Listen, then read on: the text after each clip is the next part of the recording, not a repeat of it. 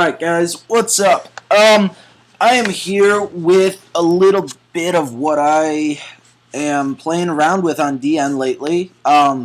It's not quite, tier 1, like my teleport Karakuri deck is just insane, and I feel like, that deck can match up against any other deck in the meta right now, because Evil Swarms aren't out yet, even when they come out, my deck has a lot of side deck options and shit to deal with them. But for now, I've been messing around with a chaos, what I call a Chaos Family Stun. It is a Thunder Family deck with a little bit of, just a BLS splash in there for Chaos, and probably going to splash in a Chaos Sorcerer soon too, because you only run 2 Reapers and 2 Trags, but, you got Maystroke, Corn, and Roach in your side deck, where, those are all dark targets. If you put them out there, wait for your opponent to get over them, and then you can drop BLS. So,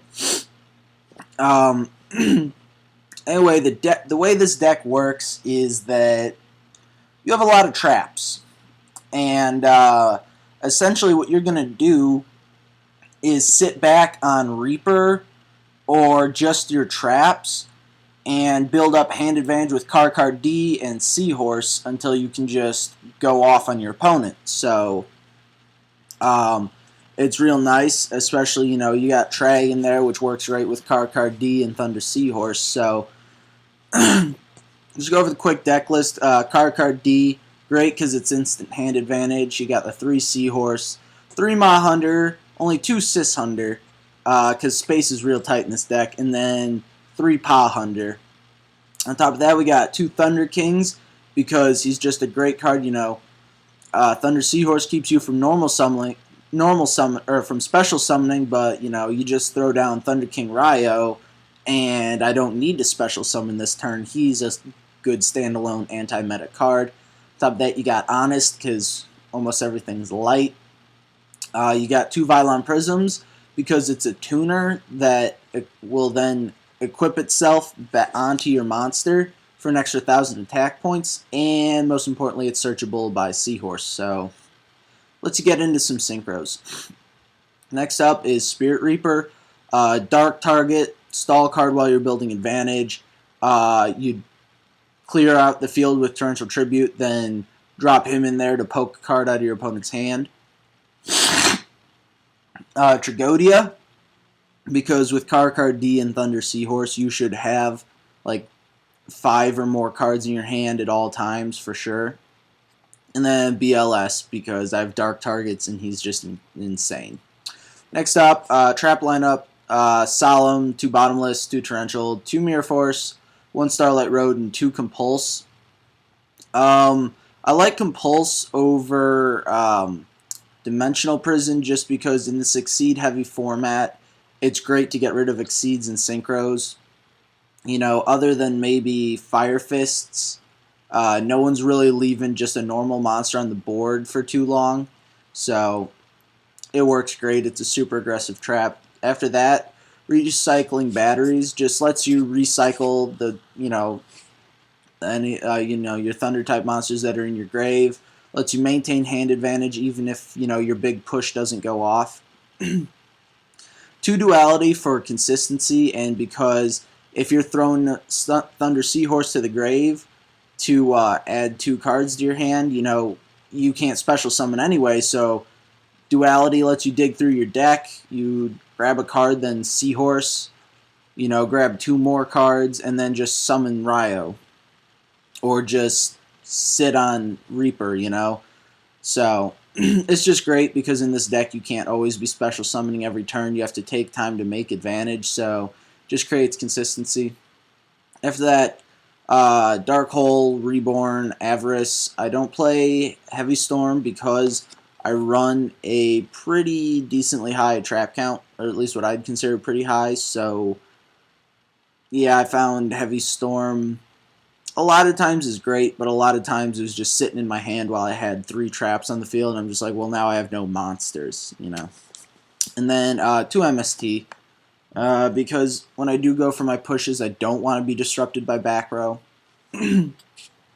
Then the extra deck, Thunderspark Dragon, he's great. You know, you get 300s on the field, and then he blows up every other monster besides himself. Starliege, you guys should know why he's great. He can run over any attack position monster they have, and when he's destroyed, you draw a card. Maestroke, staple, Shockmaster, self-explanatory.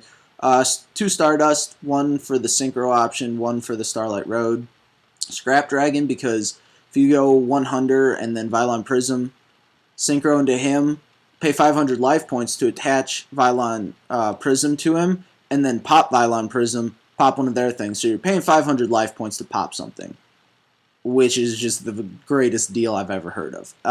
Then after that, Crimson Blader, because if you destroy something with him against Dragoonides, Heretics, Mermails, Karakuri, it's pretty much an Ophion that's beefier, but you just have to destroy something with him. So, yeah.